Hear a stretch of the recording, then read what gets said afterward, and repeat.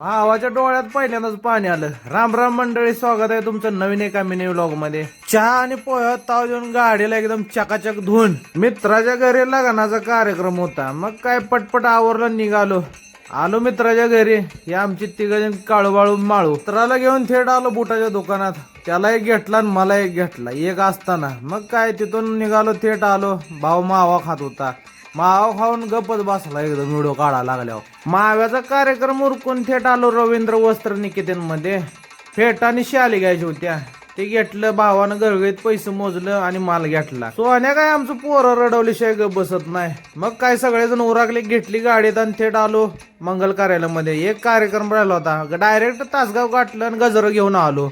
मग काय रिटर्न मध्ये 80त 5 घालून आलो. ते डायरेक्ट जेवणाच्या ताटावर बसलो. जेवणात ताव देऊन आलो. थेट बघतोय तर मंडपात एंट्री चालू होती. दोघांची एंट्री एकदम धमाकेबाज झाली. लग्नाच्या मंडपात हा वेगळाच काहीतरी कार्यक्रम बघितला आम्ही. मग काय आम्ही मोठ्यानं पुजाराला तांदूळ फेकून फेकून मारला.